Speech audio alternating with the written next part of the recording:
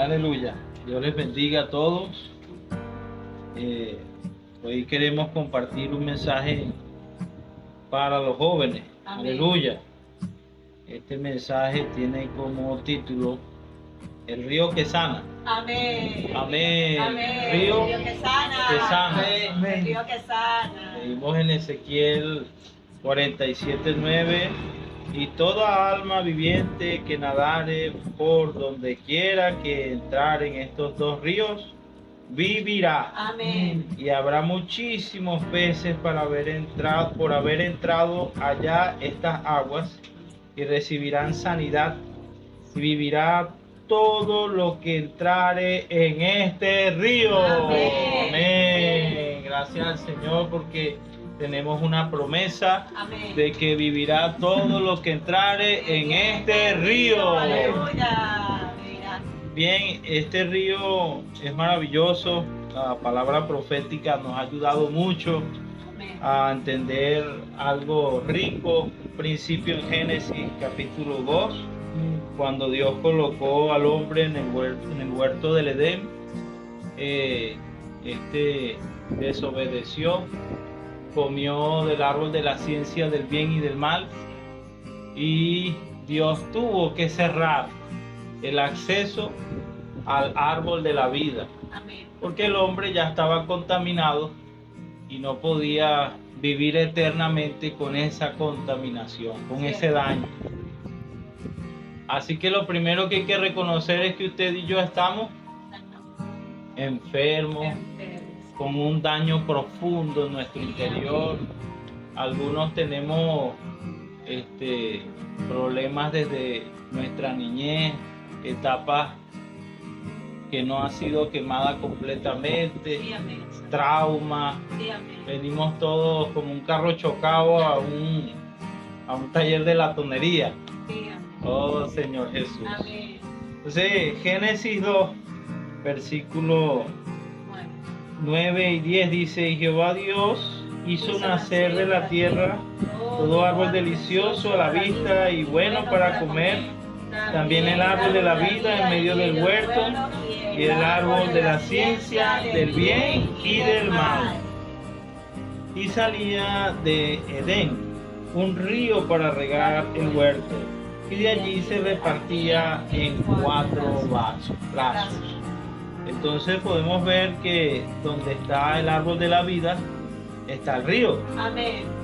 Y gloria al Señor que aunque el árbol de la vida fue cerrado, su acceso fue impedido por la gloria del querubín y por la espada que se revolvía en fuego, ¿verdad? Que es la justicia de Dios. Amén. Usted y yo caímos de la gloria de Dios. Romanos 5 dice que por cuanto todos pecamos, estamos destituidos de la gloria de Dios. Para usted acceder al árbol de la vida, usted tiene que estar de acuerdo a la gloria de Dios y cumplir con la justicia de Dios. Usted y yo no tenemos eso, pero gloria al Señor. Amén. El río no fue cerrado. Amén. El río se repartió en 4 brazos. Amén. Y no es casualidad porque la tierra tiene 4 puntos, Sí, amén. ¿verdad? Así que lo que perdimos en el árbol de la vida, ¿cuál es el énfasis en el árbol de la vida? Que usted vaya al árbol. Amén. Pero el énfasis en el río es que Dios llega a nosotros. Amén. Alabado sea el Amén. Señor. Gracias. Dios llega a nosotros por medio del río. Sí, amén. En Apocalipsis 22:1 dice: después me mostró un río limpio de agua de vida, resplandeciente como cristal, que salía del trono de Dios y del Cordero. Aleluya. Dice el versículo 2: en medio de la calle de la ciudad, a uno y al otro lado del río, estaba el árbol de la vida, que produce 12 frutos, dando cada mes su fruto, y las hojas del árbol eran para la sanidad de las naciones. Si usted perdió el acceso al árbol de la vida, con introducirse al río, tiene seguro el destino para volver al árbol de la vida. Amén. En Génesis 2 dice que este río es muy rico. Tiene bedelio, tiene ónice, tiene oro, y el oro de aquel río es muy bueno. Así que ese río está lleno de muchas riquezas del Dios Padre, del Hijo y del Espíritu Santo. Amén. Para hacer que usted y yo seamos sanados con su riqueza. Amén. Diga, yo debo ser sanado Yo debo ser sanado con la riqueza del Dios triuno. con la riqueza del Dios triuno. ¿Qué debo hacer entonces? Ir al río. Ir al río, Amén. sumergirme. Amén. En Segunda de Reyes 5 encontramos ese río y vemos aquí a un hombre valeroso, un hombre de guerra, un general. Amén. Y este general traía muchos triunfos. Dice el 5:1, Naamán era general del ejército del rey de Siria. Era varón grande delante de su señor y lo tenía en alta estima, porque por medio de él había dado Jehová salvación a Siria. Era este hombre valeroso en extremo. Amén. Nota esa expresión última, pero leproso. Pero leproso. Tenía tanto este hombre, pero leproso. Era valeroso, pero leproso. Había ganado muchas guerras, pero estaba enfermo. Tenía una enfermedad que no es bien recibida en la sociedad. Estaba estigmatizado en su cuerpo. El Señor debe mostrarnos que ese general quizás somos usted y somos todos nosotros, que de alguna manera somos valerosos y hemos ganado ciertas guerras, porque si no, no estuvieras aquí. Tú has ganado guerra, aleluya, tú eres ese general, pero leproso. Nosotros estamos enfermos y bueno, en el versículo 2 dice, y de Siria habían salido bandas armadas y han llevado cautiva de la tierra de Israel a una muchacha, la cual servía a la mujer de Naamán. Esta dijo a su señora, si rogase mi señor al profeta que está en Samaria, él lo sanaría de su lepra. Entrando Naamán a su señor, le relató diciendo, así y así ha dicho una muchacha que es de la tierra de Israel. Y le dijo el rey de Siria, anda, ve, y yo enviaré cartas al rey de Israel. Salió pues él llevando consigo 10 talentos de plata y 6,000 piezas de oro y 10 mudas de vestidos. Hay que entender aquí que por una muchachita se produjo un cambio. Un rey sirio atiende lo que una muchacha le dijo, y una muchacha esclava. Podemos decir que insignificante, porque ahí la palabra muchacha es catán, que quiere decir una muchachita con un diminutivo en edad, en experiencia, en todo. Una simple muchacha. Pero sabía que había un profeta en Israel. ¿Qué le parece? Bien, entonces en el versículo 12,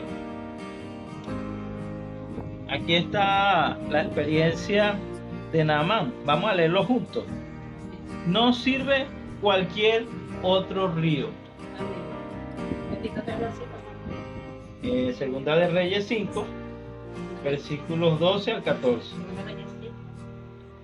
Habana y Farfar, ríos de Damasco, ¿no son mejores que todas las aguas de Israel?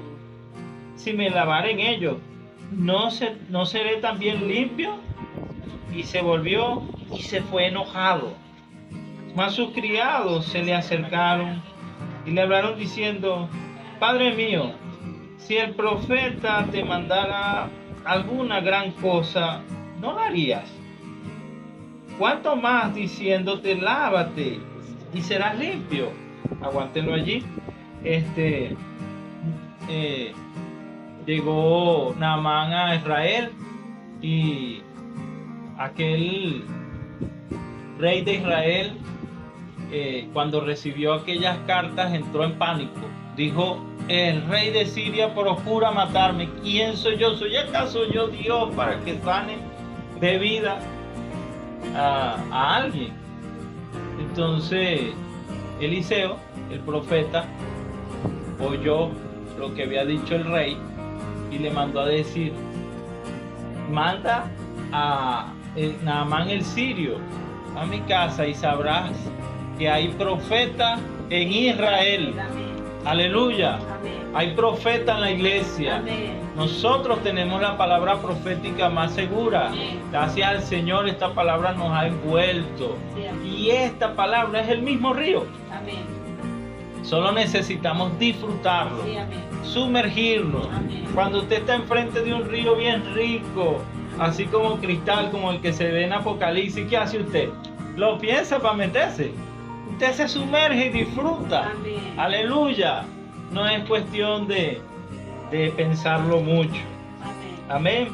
Entonces, pero este sirio, cuando ve la simplicidad de la palabra del profeta, dijo: caramba, en Siria hay mejores ríos que en Israel. Quizás ese río en ese tiempo era un charco, porque de repente estábamos en sequía en ese tiempo. Y él lo consideró muy bajo para él sumergirse. Quizás esté muy simple este asunto. ¿Cómo es que yo saltando me llene del Espíritu? Gritando. ¿Cómo es? Cambia el chip. Sal de la caja, cambia el chip. Sal de la caja, cambia el chip. Sal de la caja, cambia el chip. Aleluya. Entonces, quizás hacer repeticiones como estas no sean muy racionales, pero si se nos mandara alguna cosa mayor, no lo haríamos, para ganar de las riquezas de Dios. Entonces vamos a saltar. Loco por ti, Jesús. Por ti, Jesús. Desesperado por tu venida. Por tu venida. Loco por ti, Jesús. Por ti, Jesús. Aleluya. Entonces Jesús es ese río. Aleluya. Gloria al Señor. El versículo 14 dice: entonces descendió y se zambulló 7 veces en el Jordán, conforme a la palabra del varón de Dios, y su carne se volvió como carne de un niño, y quedó limpio. Alabado sea el Señor. Póngale cuidado a la expresión muchacha y a la expresión niño. Quedó como un niño. Es decir, esa experiencia simple lo volvió también sencillo y humilde, simple. Para sumergirse hay que tener esa cualidad, ser obediente. Y para ser obediente hay que ser simple.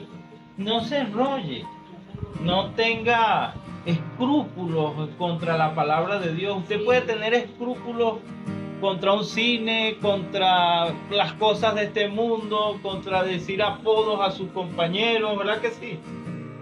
Contra decir chisme. Para esas cosas debiera tener escrúpulos, pero para la palabra de Dios no tenga escrúpulos. Hágale caso al varón de Dios que está hablando para las iglesias. Aleluya.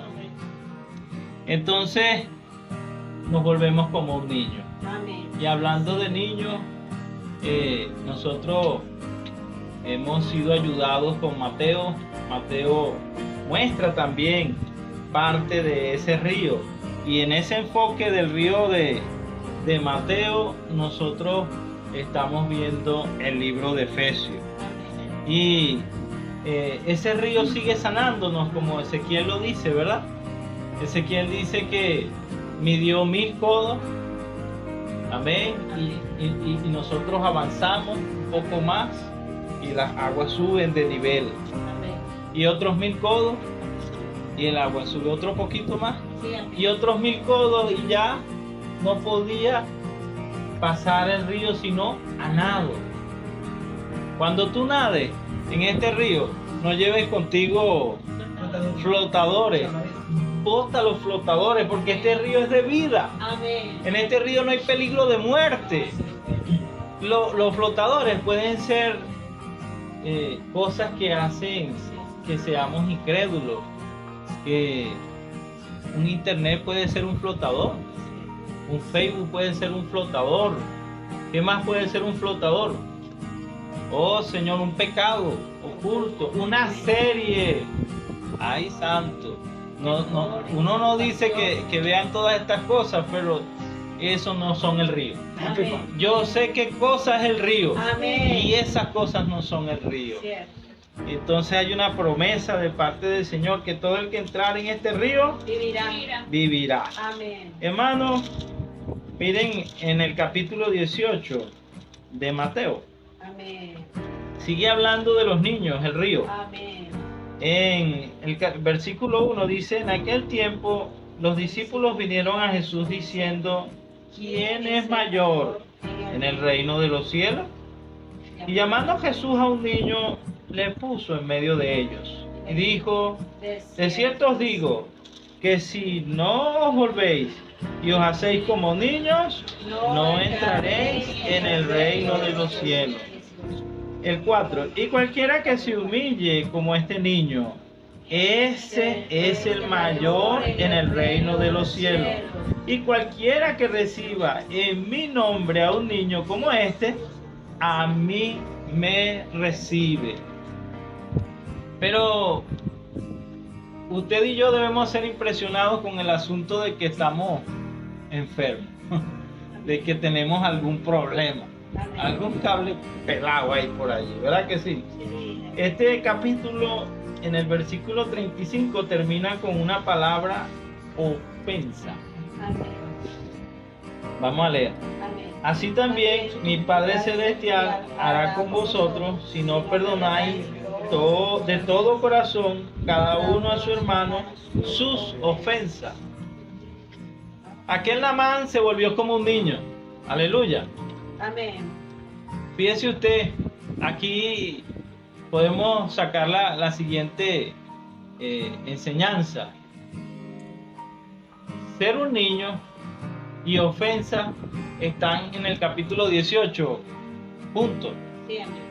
Quiere decir que ofendernos es cosa de niños.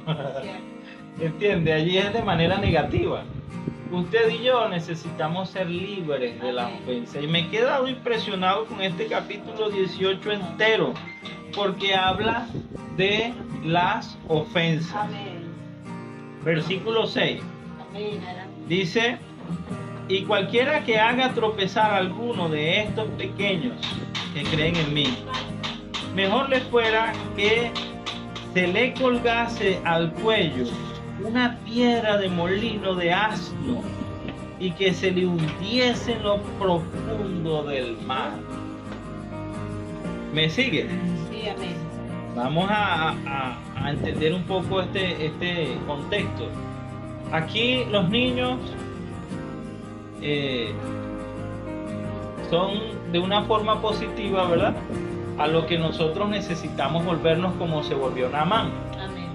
Pero aquí los discípulos estaban compitiendo por ser el mayor. Y quizás esa competencia trajo problemas. Y el Señor Jesús quiere advertir que nuestras competencias entre nosotros, nuestras rivalidades pueden hacer que uno de entre nosotros sea estorbado y caiga de la gracia. Eso es una ofensa. ¿Viste, hermano? Amén. Nosotros necesitamos colocar nuestros ojos en esta palabra tropezar. Amén. En el griego tropezar viene de la palabra escandalón. ¿Qué le parece a usted? Y la palabra escandalón es ofensa. Cosa tremenda. Tropezar, escandalón, significa ofensa. Y tropezar en el griego tiene varios sentidos. Uno es una trampa armada. Alguien arma una trampa para cazar. Quiere decir que el que causa la ofensa no es el que arma la trampa. El que causa la ofensa es la trampa. Si nosotros percibimos eso, entendemos lo que dice Efesios cuando dice que nuestra lucha no es contra carne ni sangre. Amén. Y dice Mateo 13 que mientras los hombres dormían, un enemigo sembró cizaña. Amén. ¿Quién es este enemigo que arma la trampa? Satanás. Amén. Satanás es el que quiere que tú caigas en la ofensa, en la trampa que hace desangrar. ¿Saben? Esas trampas que tienen los cazadores que son un artefacto que hace así. La trampa para oso. Cuando pisan en el medio, porque de paso él arma la trampa y la oculta, bien camuflajeada. Y cuando pisan en el medio, no se puede salir, causa mucho dolor y se desangra. Eso me impresionó mucho, muchachos. Mire, vean la parte espiritual. Amén. Usted y yo somos limpios cuando clamamos a la sangre de Cristo. Amén. Pero si usted no perdona a las ofensas de su hermano, usted se desangra. La sangre no puede perdonar. ¿Cómo digo yo esto? ¿Ustedes están convencidos de esto? Ajá. Vamos a leerlo. En Mateo capítulo 6, versículo 14 al 15. Y otro que lea allí mismo otra vez, Mateo 18, 35. ¿Ah? Mateo 6. 14. Dice así: porque si perdonáis a los hombres sus ofensas, os perdonará también a vosotros vuestro Padre Celestial. Mas si no perdonáis a los hombres sus ofensas, tampoco vuestro Padre os perdonará vuestras ofensas. Entonces, hermano mío, ¿se da cuenta que la sangre no puede perdonar allí? Y eso va con el significado etimológico de trampa, que se desangra. Los dientes hacen que la pierna quede atrapada, ¿verdad? Y el animalito, la persona que quedó allí, se desangra. Vamos, no hagamos que la sangre de Cristo pierda valor. No hagamos que la sangre de Cristo sea pisoteada. Ofensas. Amén. Yo creo que al terminar este mensaje vamos a meditar bien profundamente si hay algo en nosotros y aún hemos participado de la mesa del Señor con cosas que atrapan nuestro corazón y nos impide tener una comunión libre con el Señor. ¿Sabe usted que la Biblia advierte en el caso de los matrimonios? Si usted tiene una ofensa,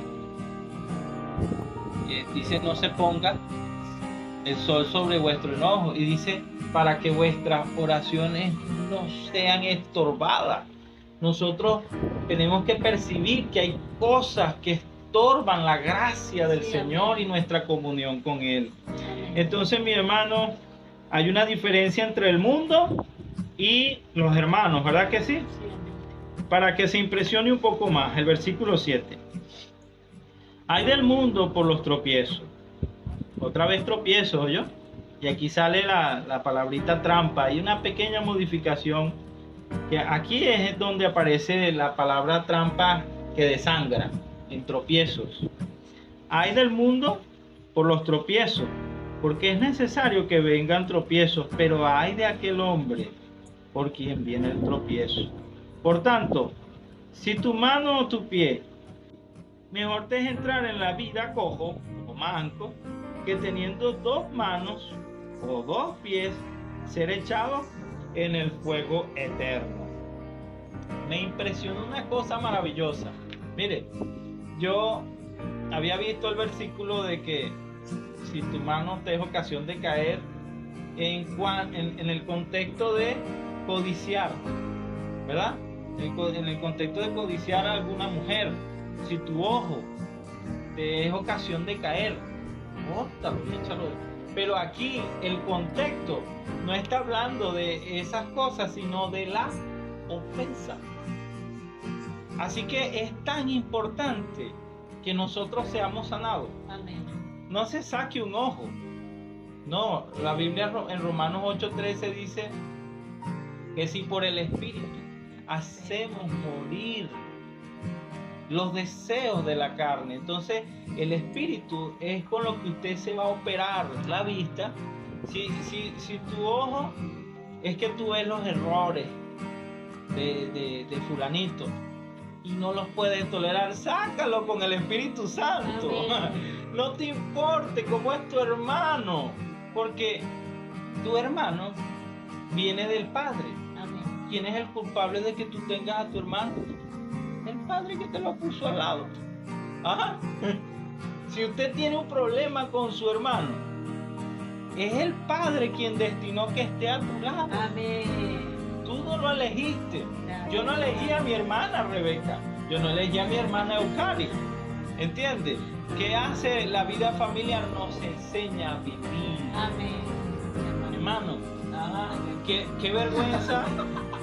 Qué vergüenza para nosotros que nosotros no logremos vivir una vida de iglesia y que los animalitos sí. Mira el ejemplo del arca de Noé. Fueron solamente 40 días y 40 noches que estuvieron esos animalitos ahí encerrados. Imagínate el elefante y al lado los conejitos, o no sé cómo habrán ordenado ese asunto, pero había muchos animales allí, oyó, y todos se soportaron. En el día del juicio, ellos también se van a levantar y van a ser los jueces de aquellos que no perdonaron la ofensa a sus hermanos. Oh Señor Jesús. Entonces, sigue aquí, en el versículo 10. Dice, mira, que no menospreciéis a uno de estos pequeños. Otra vez, mira, que no menospreciéis a uno de estos pequeños. Quiero darte una noticia. Tú tienes un angelito Amén. que te cuida. Amén. Tienes un angelito que vigila de parte de Dios Amén. para ti, Amén. por tu vida. Amén. Quizás te ha salvado y tú no lo has visto. Cierto. Tú has visto que has salido de algunas pruebas difíciles y algunas muy peligrosas, pero otras muchas no has visto. Y yo creo que son más las que no hemos visto, en las que estos angelitos han estado a favor nuestro y nos han salvado. Sí, amén. Entonces, mire como dice aquí. Porque os digo que sus ángeles en los cielos ven siempre el rostro de mi Padre que está en los cielos. Es decir, ese angelito también sirve como un chismoso. Usted piensa que puede ofender a un hermano y que los hermanos responsables, los hermanos pastores, los líderes de jóvenes, no lo ven. Pero este angelito que tiene el hermanito a su lado, lo ve. ¿Qué le parece? Y va en conexión directa al Padre y se lo dice, mira, fulanito no quiere perdonar. Entonces llegamos a esta palabra. Creo que no me da chance de hablar todo Mateo 18, pero llegamos aquí a esta palabra en el versículo 23 donde dice, por lo cual el reino de los cielos es semejante al rey que quiso hacer cuentas con su siervo. Amén. ¿Verdad que sí? Sí, amén. Entonces vamos por aquí al versículo 25. A este, como no pudo pagar, ordenó su señor venderle y a su mujer e hijos y todo lo que tenía para que se les pagase la deuda. Entonces aquel siervo postrado le suplicaba diciendo, Señor, ten paciencia conmigo, yo te lo pagaré todo. Y aquí nosotros tenemos que ver que es una deuda de 10,000 talentos. Eso es una cantidad exorbitante. pudiéramos estar hablando de, qué sé yo, 100 millones de dólares. Una cosa así extraordinaria en el versículo 24. El Señor, en el versículo 27 vamos. El Señor de aquel siervo, movido a misericordia, le soltó y le perdonó la deuda. Pero saliendo aquel siervo, halló a uno de sus consiervos que le debía 100 denarios. Eso es 10 o 100 veces menos la cantidad por la que él había sido perdonado. Y haciendo de él, lo ahogaba, diciendo: págame lo que me debes. Entonces su consiervo, postrándose a sus pies, le rogaba, diciendo: ten paciencia conmigo, y yo te lo pagaré todo. Mas él no quiso, sino fue y lo echó en la cárcel, hasta que pagase la deuda. Ahora aquí mira dónde están los angelitos del versículo 10. Viendo sus consiervos lo que pasaba, se entristecieron mucho y fueron y refirieron a su señor todo lo que había pasado. ¿Qué problema cuando no queremos perdonar? El Señor te perdonó a ti una deuda impagable, una deuda que ninguno podíamos pagar. Él dio su vida por ti. Aquí debo hacer énfasis en esto, porque cuando el Señor estaba en la cruz, a él lo injuriaban, los malhechores que estaban a su lado lo injuriaban, lo escarnecían, le decían: si tú eres hijo de Dios, bájate, y así vamos a creer. Bájate, pues, no eres hijo de Dios, confiaste en Dios, líbrele Dios.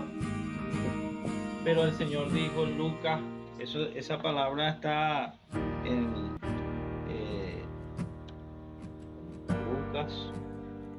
Lucas 23:34. Padre, perdónalos porque no saben lo que hacen. Y aquí el Señor me dio una gracia especial con esta palabra, porque no dice: Padre, yo los perdono porque no saben lo que hacen. El Señor no dejó que su corazón se llenara de rencor, de resentimiento. Es decir, el Señor no se dejó abrumar de un sentimiento de ofensa. De allí que el que te ofende no puede hacer que nazca en ti ese sentimiento. Eso tú lo permites. Si tú dejas que eso florezca y produzca, dice en hebreo, dice que brotando alguna raíz de amargura brote y todos sean contaminados y caigan de la gracia de Dios. El Señor debe de verdad, hermanos, impactarnos con esta palabra. Usted se halla muy sano, pero la verdad es que tenemos cosas en nuestro corazón contra nuestros hermanos. Y tenemos que ser sanos, porque estas cosas nos impiden. Padre, perdónalos porque no saben lo que hacen. Él dijo así porque el Señor sí sentía, inclusive en esa agonía de sufrimiento, que el Padre se pudiera ofender por lo que le hacía a su bien más preciado, a su hijo. El Padre escondió su rostro y todo se volvió en tiniebla, porque ofendían a su hijo, a su regalo que daba por este mundo, por ti y por mí. Entonces, no dejemos que el sentimiento de ofensa crezca en nosotros, al punto de que ya no podamos tratar este asunto. Hermano, vamos a renunciar a esto. Amén. Para que el Señor pueda tener un nuevo comienzo con los jóvenes. Amén. El Señor tenga una fuerza prevaleciente entre nosotros. Amén. Aleluya. Amén. Aquí mismo en Mateo 18, el versículo 15 en adelante, ustedes pueden observar cómo se tratan las ofensas. Amén. Si tu hermano peca contra ti, anda, Amén. ve y habla con él. Si es de censurar, repréndele. Si no te oye, busca otros dos hermanos que sean espirituales, no otros chismosos, porque si no, enchaban la cosa. Tú buscas a otros dos hermanos que puedan sanar la situación. Si no oye a los otros dos hermanos, entonces ahí hay que tratar el asunto en la iglesia de manera libre. Y si no oye a la iglesia, hay que tenerle por gentil, multiplicarlo. Entonces Pedro saltó en esa misma palabra. Allí ustedes la pueden revisar. Pero bueno, Señor, ¿hasta cuándo perdonaré a mi hermano? Hasta 7 veces. Pedro tenía nivel. 7 veces perdonaba, hasta ahí llegaba Pedro. ¿Hasta cuándo le dijo el Señor? 70 veces 7. Eso es un número en la Biblia completo y con exponencial a infinito. Es para que tú no te canses de perdonar, pero realmente debemos ser sinceros. Nosotros nos cansamos de perdonar. ¿Qué es lo que nos está diciendo aquí el Señor? Que el Padre nos dio una vida. Amén. Y que en esa vida y en ese perdón está el poder de perdonar y de no caer en las trampas del enemigo. Amén. Jesús es el Señor. Amén. El Señor les bendiga. Amén. Esperamos que esta palabra sea de mucho ayuda para nosotros y podamos sumergirnos en el río que sana. Amén. Aleluya. Amén.